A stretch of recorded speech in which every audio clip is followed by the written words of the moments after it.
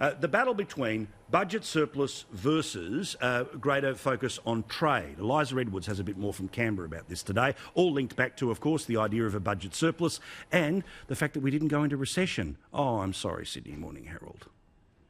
Economic growth beating expectations in the final 3 months of 2019. Australia is in its 29th consecutive year of economic growth. GDP in the December quarter rose 0.5%, pushing up annual growth to 2.2%. Growth supported by household spending on food, clothing, transport and energy, as well as businesses stocking up on goods.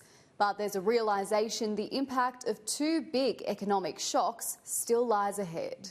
To stave off an economic hit from the virus, Treasury is working on stimulus measures for businesses feeling the pinch. Josh Frydenberg hinting it's not just about the short term, but also a longer term shift towards boosting investment, potentially by giving business a tax break. The full stimulus package is expected to be finalised in the coming days, with Treasury officials to reveal their modelling of the pandemic's impact domestically at Senate estimates on Thursday.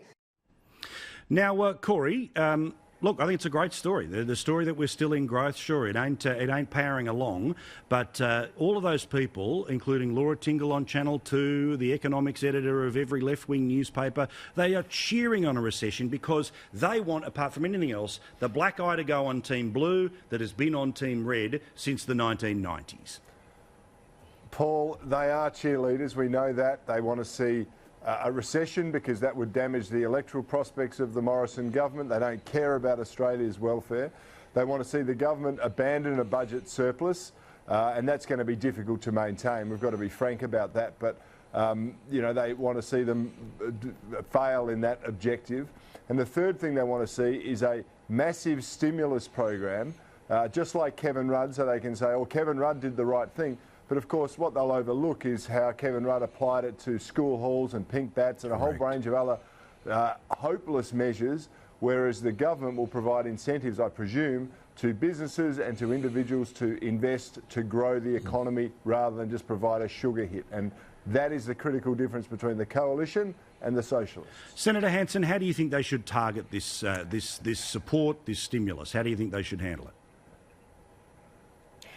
Look, I don't have that much confidence in the economy, the figures that they're showing us. I think our economy has been propped up by high immigration and foreign investment in Australia. I think that the cost of living to the average Joe Blow out there, the average Australian, the ordinary Australian, I think they're struggling to make ends meet. Rising electricity costs, you've got water charges, you've got rates, all this is really an impost on the people, and they're struggling to make ends meet. So I just think that we are headed for harder times in Australia. So it's going to be quite interesting what the government does about it. I don't believe that we can actually give the corporate tax cuts over a $50 million turnover, what they want it to do, and I'm glad that I knocked that back, because if they had have passed that, we'd been in a worse position now than what we had then. And that's what I said at the time when I knocked it back, that we don't know what we're in line for, what's ahead of us, would we be able to afford this $35 billion in tax cuts, and I was proven to be right with it. So I'll be watching very carefully how they're going to deal with this.